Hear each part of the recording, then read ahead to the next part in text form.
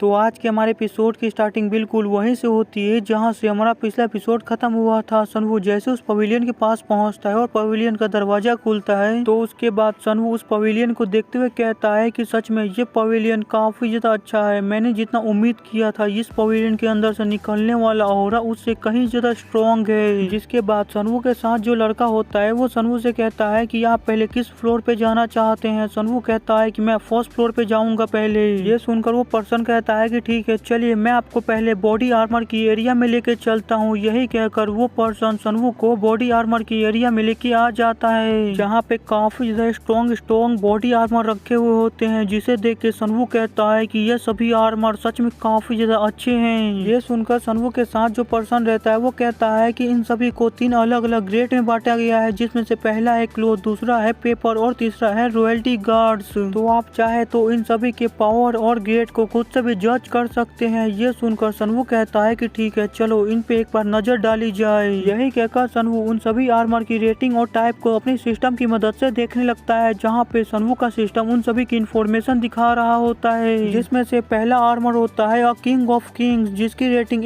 S- की होती है। और सनवू इस आर्मर को लेता है तो सनवू इस आर्मर की मदद से किसी भी एनर्जी को ऑब्जर्व कर सकता है और गॉन मेथड की मदद से उस एनर्जी को इस्तेमाल कर सकता है। और ये आर्मर अपनी इसी एबिलिटी की वजह से काफी ज्यादा स्ट्रॉन्ग बन जाता है। जिसके बाद सनवू एक दूसरे आर्मर को देखता है जिसका नाम फायर क्रैकर होता है और इसकी रेटिंग A+ की होती है। और अगर सनवू इस आर्मर को लेता है तो सनवू इस आर्मर की मदद से काफी सारे अलग अलग काम कर सकता है जो हमारे किसी भी काम के नहीं है तो मैं स्किप कर रहा हूँ। जिसके बाद सनवू उन दोनों ही आर्मर को देखने के बाद काफी ज्यादा कंफ्यूज हो जाता है। वो अपने मन के अंदर कहता है कि ये दोनों ही आर्मर काफी ज्यादा अच्छे हैं। जिसमें से पहले आर्मर की रेटिंग है S- की और दूसरे आर्मर की रेटिंग है A+ की। दोनों के बीच में बस एक ही लेवल का गैप है लेकिन दोनों की पावर में जमीन आसमान का फर्क है। आखिरकार मुझे कौन सा लेना चाहिए क्योंकि दोनों की प्राइस तो मुझे सेम ही पड़ने वाली है। मैं काफी ज्यादा कंफ्यूज हो रहा हूँ। यही सोचते हुए सनवू इधर उधर देख रहा होता है तभी उसकी नजर एक जगह पे जाती है जहाँ पे देख के वो अपने पीछे वाले आदमी से पूछता है कि आखिरकार वहाँ पे क्या है। ये सुनकर वो बंदा उस तरफ देखते हुए कहता है कि क्या आप उस आर्मर की ढेर की बात कर रहे हैं? वो पूरी तरह से यूजलेस है, बिल्कुल मेरे पेमेंट की तरह। और ये लाइन मैंने खुद से नहीं कही है बल्कि सच में इस बंदे ने कहा है। आगे वो बंदा सनवू को बता रहा होता है कि वो सभी आर्मर पूरी तरह से बेकार है, वो आपकी अटेंशन के लिए बिल्कुल भी वर्थ इट नहीं है तो आप बिल्कुल भी उन सभी बेकार आर्मर पे ध्यान मत दीजिए। लेकिन सनवू उसकी बात पे बिना कोई ध्यान दिए उस आर्मर की तरफ जाने लगता है। ये देखकर वो बंदा चौंक जाता है। वो चौंकते हुए कहता है कि मास्टर मैंने आपसे कहा ना कि वो सभी आर्मर पूरी तरह से बेकार है। उन सभी घटिया आर्मर को देख के आपको कुछ भी नहीं मिलने वाला है। वहीं पे सनवू वहाँ पे आर्मरों को हटा रहा होता है और किसी चीज को ढूंढ रहा होता है जिसमें वो उन सभी आर्मरों को इधर उधर उठा के फेंक रहा होता है जिसकी वजह से वहाँ पे काफी ज्यादा शोर हो रहा होता है। ये देखकर वो बंदा इरिटेट होते हुए सनवू से कहता है मास्टर आखिरकार आप क्या कर रहे हैं? मैंने आपसे कहा ना कि वो पूरी तरह से वर्थलेस है, आखिरकार आप वहाँ पे क्या ढूंढ रहे हैं? लेकिन तभी सनवू वहाँ पे जिस चीज को ढूंढ रहा होता है उसे वो मिल जाता है जिसकी वजह से वो खुश होते हुए कहता है कि फाइनली ये वो रहा। तभी हम देखते हैं कि सनवू के हाथ में एक आर्मर होता है जो दिखने में काफी ज्यादा पावरफुल लग रहा होता है और उसका नाम व्हाइट ईयर होता है। जिस आर्मर को देख के वो दूसरा बंदा कहता है ये आर्मर तो डोंग योंग का आर्मर है, मुझे लगा था कि अभी तक इस आर्मर को फेंक दिया गया होगा लेकिन ये अभी तक यहीं पे है। ये आर्मर सिर्फ दिखने में ही अच्छा है, इसके अलावा इसके अंदर और कोई भी खासियत नहीं है। मास्टर मैं आपको यही एडवाइस दूंगा कि आपको इस आर्मर को नहीं लेना चाहिए। और वैसे भी यहाँ पे और भी ज्यादा पावरफुल और अच्छे आर्मर है, आपको उन्हें देखना चाहिए और आपको उनमें से किसी एक को सिलेक्ट करना चाहिए। ये सुनकर सनवू कहता है अच्छा ऐसा है क्या, लेकिन इसके बावजूद भी मैं इस आर्मर को लेना चाहता हूँ। यही कहकर सनवू उस आर्मर को उस बंदे के गोद में फेंक देता है। जिसके बाद सनवू उससे कहता है कि इस आर्मर को लो और इंट्रेंस पे मेरा इंतजार करो। ये सुनकर वो बंदा अभी भी सनवू को उस आर्मर को लेने को मना कर रहा होता है जिसे देख के सनवू उससे कहता है कि तुम्हें इसके बारे में चिंता करने की कोई भी जरूरत नहीं है और वैसे भी आज नहीं तो कल इस आर्मर को फेंका जाने वाला था तो उससे पहले मैं इसे ले लेता हूँ तो इससे कोई भी फर्क नहीं पड़ता है।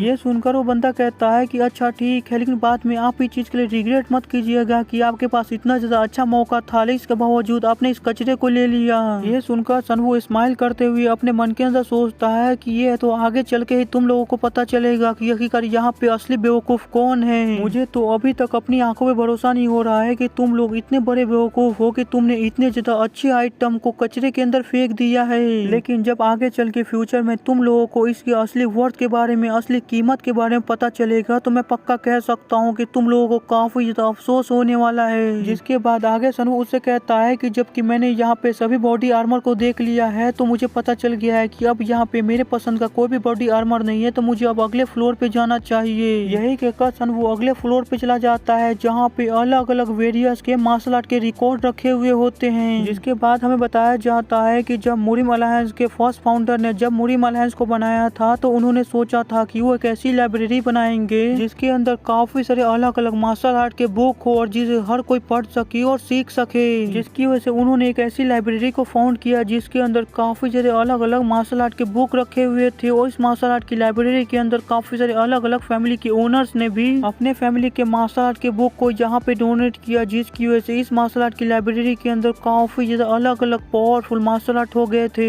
लेकिन जंग के बाद काफी सारे मार्शल आर्ट के फैमिली के जो हेड थे उन्होंने रिट्रीट करना चालू कर दिया और उन्होंने जो मार्शल आर्ट के बुक डोनेट किए थे उसे कब्जा करना चालू कर दिया।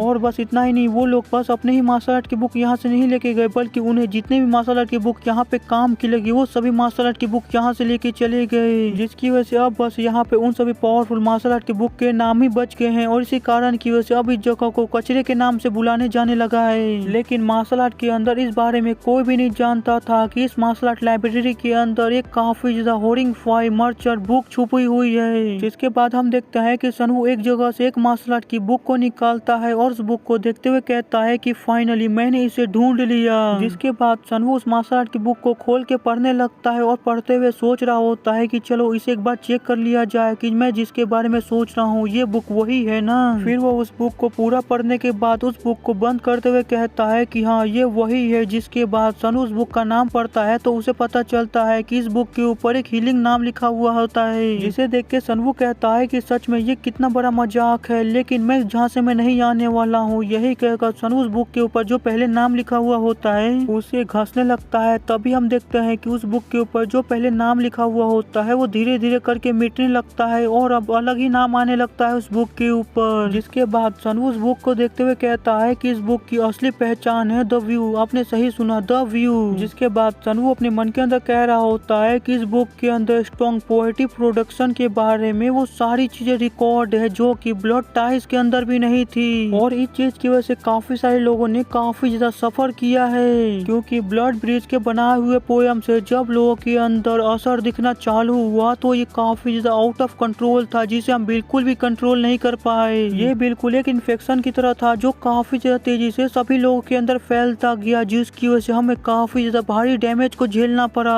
लेकिन इस बार कहानी कुछ और ही होगी। मैं इस बार बिल्कुल भी ऐसा नहीं होने दूंगा और इस बार मेरी बारी ऐसा करने की। इस बार मैं इसकी मदद से तुम सभी लोगों के खून के आंसू रुलाऊंगा और तुम सभी लोगों का गला घोटूंगा।